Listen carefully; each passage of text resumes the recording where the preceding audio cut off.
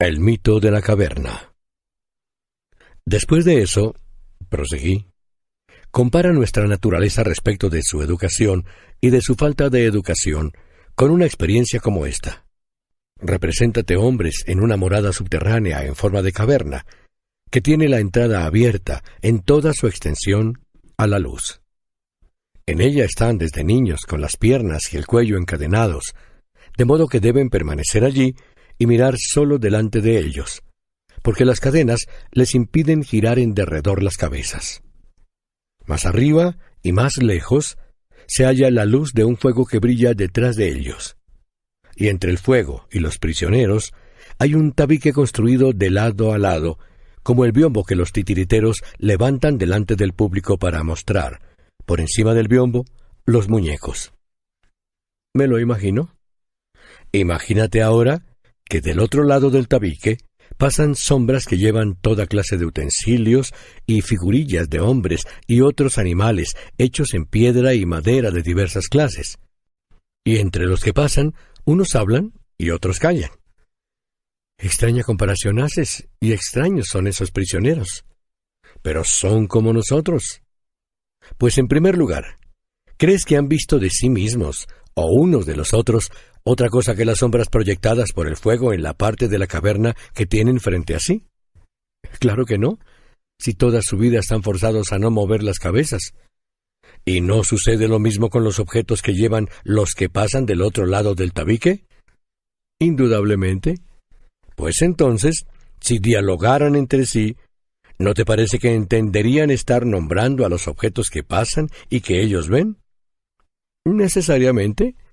Y si la prisión contara con un eco desde la pared que tienen frente a sí, y alguno de los que pasan del otro lado del tabique hablara, ¿no piensas que creerían que lo que oyen proviene de la sombra que pasa delante de ellos? Por Zeus que sí. ¿Y que los prisioneros no tendrían por real otra cosa que las sombras de los objetos artificiales transportados? Es de toda necesidad.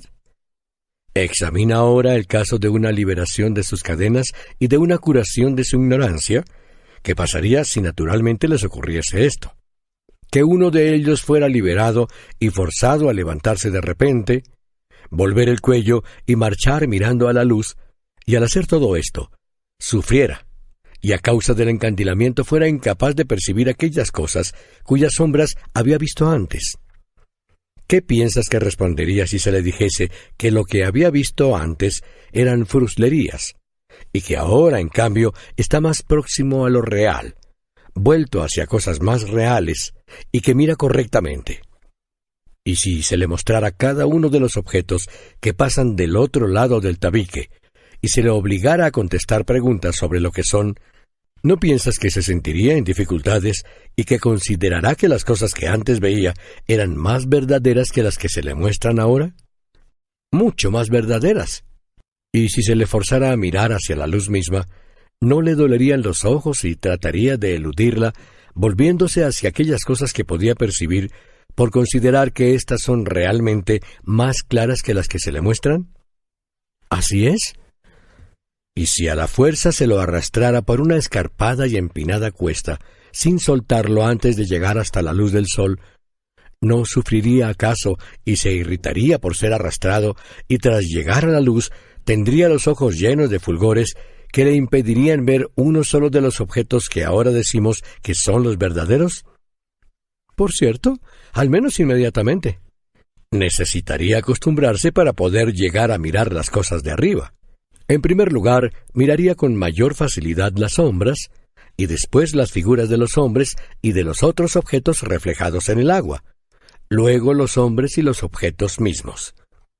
A continuación, contemplaría de noche lo que hay en el cielo y el cielo mismo, mirando la luz de los astros y la luna más fácilmente que durante el día el sol y la luz del sol. Sin duda. Finalmente, pienso, podría percibir el sol, no ya en imágenes en el agua o en otros lugares que le son extraños, sino contemplarlo como es en sí y por sí, en su propio ámbito. Necesariamente. Después de lo cual concluiría, con respecto al sol, que es lo que produce las estaciones y los años, y que gobierna todo en el ámbito visible, y que de algún modo es causa de las cosas que ellos habían visto. Es evidente que, después de todo esto, arribaría a tales conclusiones.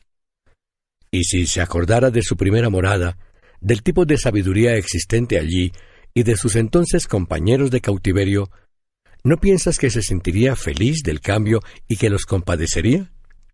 Por cierto, respecto de los honores y elogios que se tributaban unos a otros, y de las recompensas para aquel que con mayor agudeza divisara las sombras de los objetos que pasaban detrás del tabique, y para el que mejor se acordase de cuáles habían desfilado habitualmente antes y cuáles después, y para aquel de ellos que fuese capaz de adivinar lo que iba a pasar, ¿te parece que estaría deseoso de todo eso y que envidiaría a los más honrados y poderosos entre aquellos?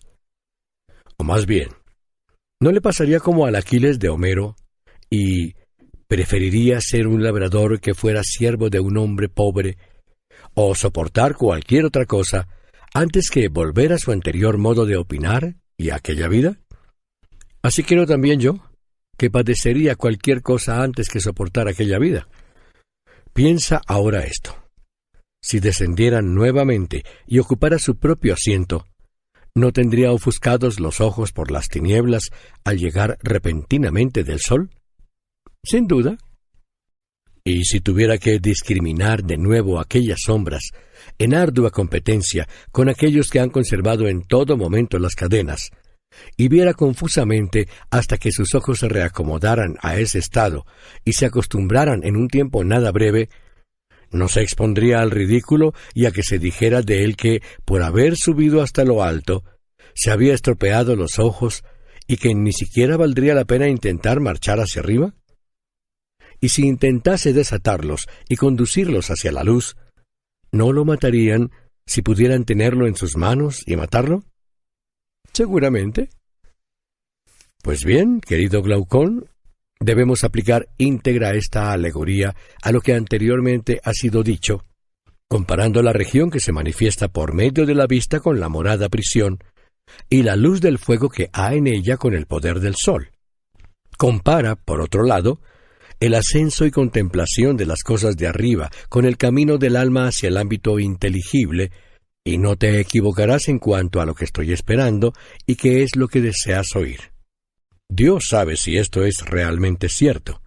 En todo caso, lo que a mí me parece es que lo que dentro de lo cognoscible se ve al final, y con dificultad, es la idea del bien. Una vez percibida, ha de concluirse que es la causa de todas las cosas rectas y bellas, que en el ámbito visible ha engendrado la luz y al Señor de ésta, y que en el ámbito inteligible es señora y productora de la verdad y de la inteligencia, y que es necesario tenerla en vista para poder obrar con sabiduría, tanto en lo privado como en lo público. Comparto tu pensamiento en la medida que me es posible. Mira también si lo compartes en esto. No hay que asombrarse de que quienes han llegado allí no estén dispuestos a ocuparse de los asuntos humanos, sino que sus almas aspiran a pasar el tiempo arriba, lo cual es natural, si la alegoría descrita es correcta también en esto. Muy natural. Tampoco sería extraño que, de contemplar las cosas divinas, pasara a las humanas, se comportase desmañadamente y quedara en ridículo por ver de modo confuso. Y, no acostumbrado aún en forma suficiente a las tinieblas circundantes, se viera forzado, en los tribunales o en cualquier otra parte, a disputar sobre sombras de justicia o sobre las figurillas de las cuales hay sombras, y a reñir sobre esto del modo en que esto es discutido por quienes jamás han visto la justicia en sí. De ninguna manera sería extraño. Pero si alguien tiene sentido común, recuerda que los ojos pueden ver confusamente por dos tipos de perturbaciones. Uno al trasladarse de la luz a la tiniebla, y otro de la tiniebla a la luz. Y al considerar que esto es lo que le sucede al alma, en lugar de reírse irracionalmente cuando la ve perturbada e incapacitada de mirar algo, habrá de examinar cuál de los dos casos es.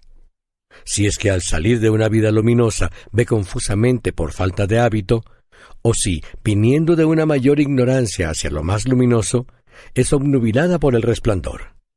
Así, en un caso se felicitará de lo que le sucede, y de la vida que accede, mientras en el otro se apiadará, y si se quiere reír de ella, su risa será menos absurda que si se descarga sobre el alma que desciende de la luz.